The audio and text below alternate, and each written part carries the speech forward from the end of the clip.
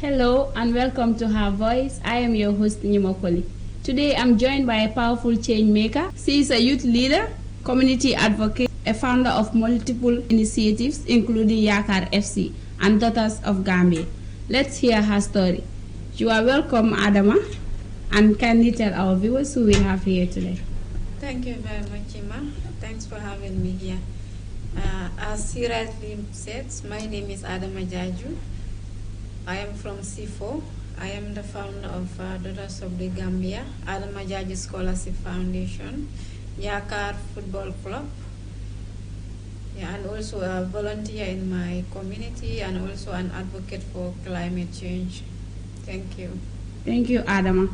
You lead several initiatives. What drives you to do so much and what's the vision behind it all? Growing up in a village was not easy for me.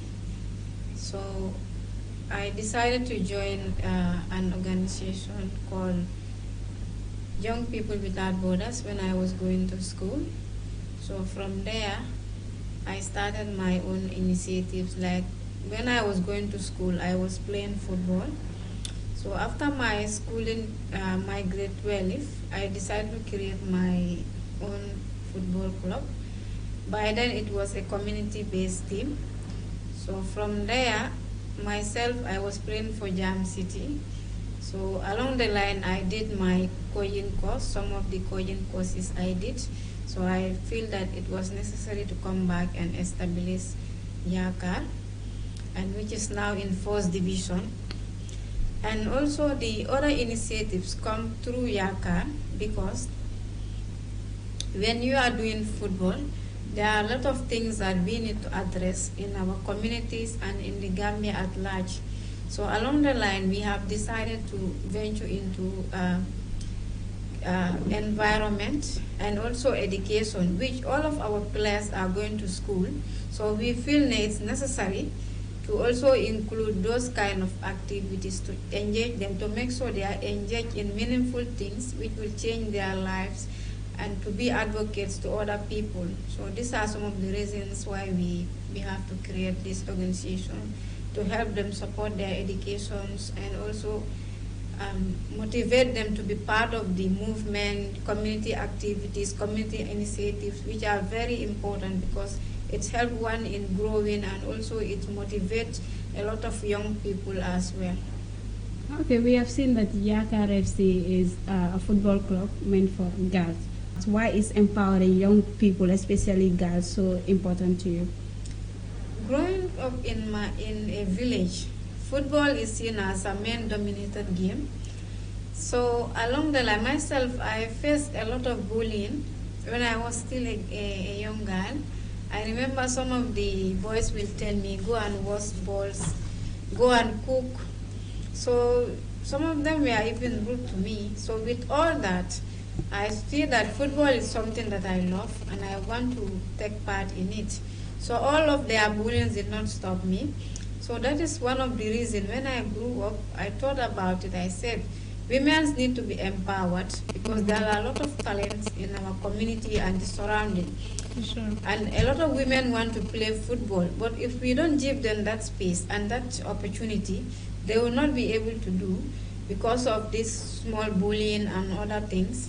So that is one of the reasons I decided to advocate for women football and also empower a lot of girls to come and play football because it's not meant for only men. Even women can play football internationally and locally. We have seen women making waves through football and they are making good life, good money out of it. So why not our Gambian ladies? Why not our women? Why not we empower them? Tell us about the impact you have seen through that work in empowering girls in football. For me, I would say that I am a very successful person when it comes to football in the Gambia here. If you count 2 women, I will be the third one that you will even count. Because in football, I've got respect. In football, my name is at that high level. In football, I am well known in this country. So for me, it's a life-changing adventure for me because I've also helped a lot of young people through these football activities. I've been paying a lot of children their schools. I've been empowering them to respect themselves as a woman, even though you are a footballer. You deserve that respect, and you even deserve to respect yourself and others. So this is something that I love doing, and this is something that I stand for. So with regards to Adama Jaju Scholarship Foundation, tell us about that. It was on one of my birthdays because I normally used to organize an yearly event which is called Women Football Empowerment, Social Empowerment through festival and education. So one time a lady that I worked with, she's from America, she told me this year I wanted to gift you. You go and register an organization under your name, and I will be sponsoring 5 girls yearly. So this has been going on now, I think 4 years now. She was the one supporting these 5 girls. And also myself, I am supporting other girls through the same initiative. So that is how Adama Jaju Scholarship Foundation came about. So one of my students have already graduated in college, and the other is now in grade 10, and some of them are now the other one graduated last year in grade 12, and some of them are in senior school, some of them are in junior school. It's good to see that your foundation is empowering young people in our society, especially girls. So you were part of the logistic working group at the local conference of youth, that is ELCOI. Sure. How did that experience shape your view on youth and climate action? ELCOI is something that has to do with youth. It's more of climate action. So I am a member of Gambia Environmental Alliance. So the Alliance is a major organization in the Gambia here that focuses on maritime and climate actions. And it's the umbrella body of all the environmental organizations in the Gambia here. So ELCOI is a part of that organization as a partners. So this is the 4th edition of the ELCOI.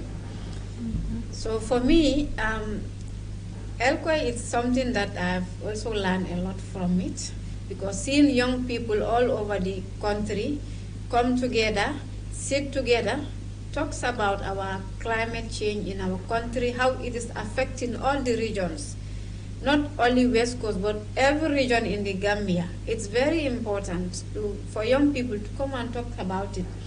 And because this is a global thing, because this ELCOI that they are doing here, from these actions, they will go and represent us in UN, so which is very key for the Gambia to be part of it, and also for our young people. So I see that it is a life-changing opportunity for our young people in the country here. This is my first time of applying it. I've been seeing it around, so by then I was not showing much attention, even though I was part of the GEA, but I was not paying much attention about it. But now that this year I participate in it, I've learned a lot, and I've seen a lot of young people, and I'm sure they also learn a lot from it. They will go back to their communities and share the experience with the people in their community and how people can protect their environment in times of climate change and other things. So what has been your role as a member of one of the members of organizing committees? My role was, I was working with the logistics team. We are responsible for giving out materials to the young people, and also make sure that they are satisfied with, like for example, if they have questions to ask, they come around and ask us, and also we are directing them and make sure everybody feel comfortable in that hall. So that was particularly our assignment during that conference. So how can young people participate more on this ELCOI? Yeah, like they used to send forms around, so people used to apply online. So if you are lucky to be part of the selection, because we have selection team, communication team, and logistics team, and different even media team, we have all of them. So you write your application, which group you want to be part of it. So if you apply that, if the selection committee did all of their selections, any group you are part of it, you will come and represent those groups in that day. So like what they are saying, the number of people that we are expecting is too limited. So maybe in future we will want to add more people. When we have more partners and donors to collaborate with us, we will bring in more young people to come and learn from the session, because it's very important. You could see yesterday we went to meet the minister, Minister of Youth and Sport. We want them to be part of the program, even not only the LCOI, but environmental activities. We want them to be part of it because they are dealing directly with young people. So it's important for them also to come forward, and the minister assured us that they are full support. So we are very thankful to meet him actually. Yeah, it's good that seeing many young people participating in this climate action thing. I can remember applying for it last year, and I was selected, but it's unfortunate that my phone had a problem. So my email, the time that I checked my Gmail, by then they already did the selection. So Okay. that was the problem. Sorry for that. I hope next year you will. Yeah, I want to be applied for part the of it. communication area, then I was Okay. selected, but So it's this year you unfortunate. didn't try. This year, no, I Okay. didn't. So probably next time, year. Yeah, so I will inshallah, try. next Yeah. year.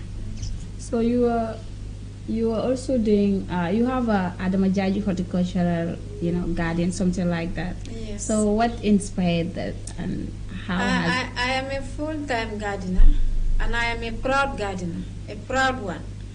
I love gardening. I got the inspiration from my father. My parents are both gardeners. They are both farmers. So when my father falls sick in 2018, so when I realized that, I decided to help him at the garden. So until 2020, my father passed away. May his soul rest in peace. So after that happened, I took full responsibility of the garden, and I focused more on the garden, because there are trees that are bearing fruits. There are trees that can benefit me and my family. So I said, let me just focus on the gardening and take care of the trees that my father planted already. Myself, I have planted 112 bananas by myself. And also I used to do some vegetable gardening. And even this rain season, I planted okra and also a little cassava. Also, I planted pepper and also cucumber, a little cucumber, just for food and other things. Like, Yeah. as a gardener, you also need to be looking healthy, things like that.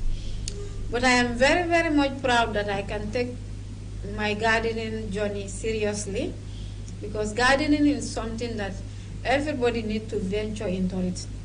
Because in this country right now, a lot of things are getting more expensive. So as someone working in an office, you don't have other source of means to tap money from. It's going to be difficult for you to sustain yourself in the near future. But if you have a small garden, even at the backyard garden, the things you want to go and buy from the market will not be that much. You can use that small things in your garden to feed yourself and your family. I think that is very Am I important. safe to say that gardening inspired you being a member of LCOI? Not actually, because being a member of LCOI, Because it's also part of this climate change and environment. yes, my organization, which is Daughters of the Gambia, it's a more of environmental organization, because we do more of tree planting every year. I used to organize with my football club. We used to do tree planting every year, community cleaning, etc. Because personally, I am very much concerned about my environment, the place I live, and my community also. So that is what I advocate. As a human being, where you are living should be clean and tidy. Yeah. This is something that I am very much focused and paying attention.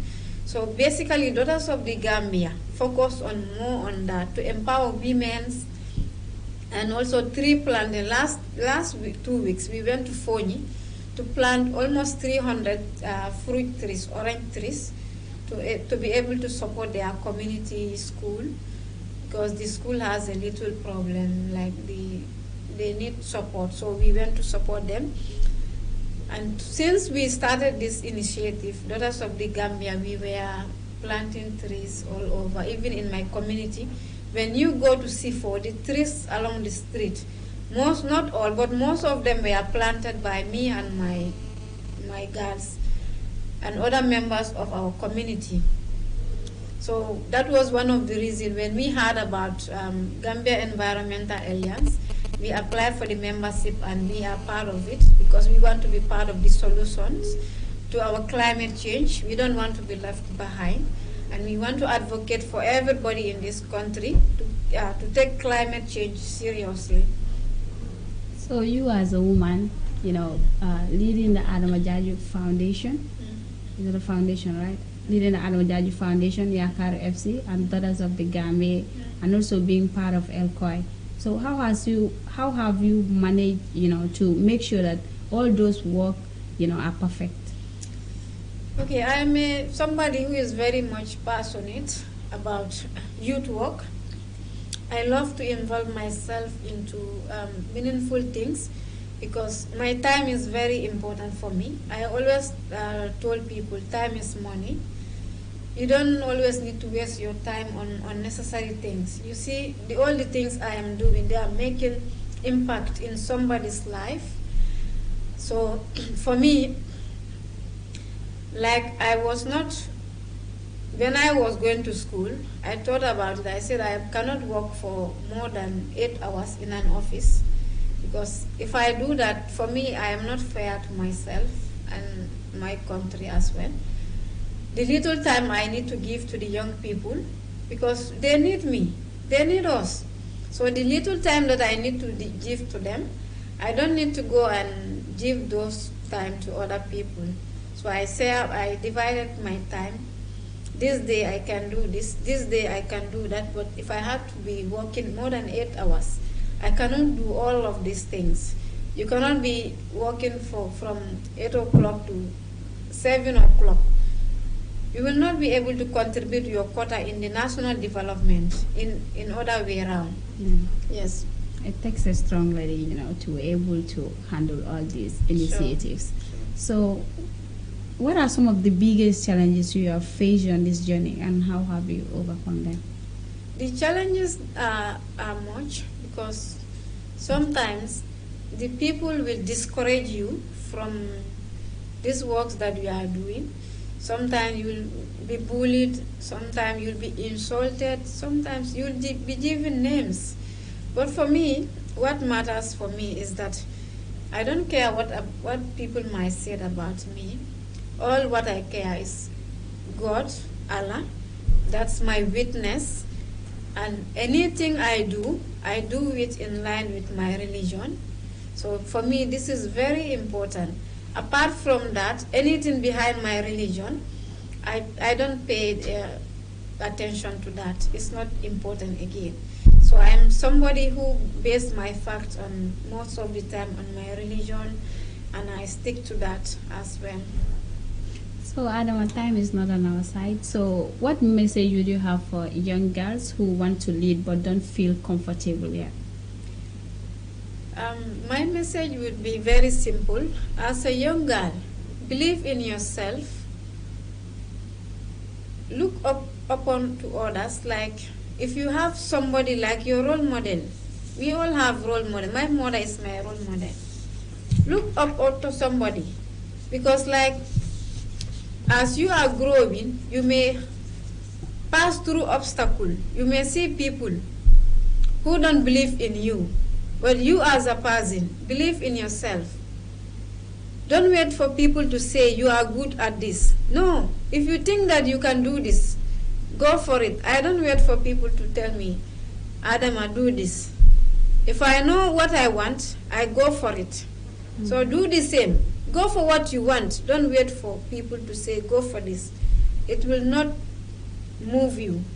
So go for what you want and be more conscious about what you do as a woman. Be respectful. no matter what, respect yourself and respect others. Inshallah, you will achieve all your dreams. Yeah, I want to thank for you and the media team for inviting me here. I am very much grateful for having me. Thank you. Well, viewers, you heard what Adam said. Go for what you want. Don't wait for people to push you to go for what you want. So, thank you for watching Her Voice, and that was Adam Ajaju, a true inspiration. Stay tuned for more of our powerful stories every Friday at 8 p.m. only on Majak TV. I am your host, Nyima Koli. See you next time.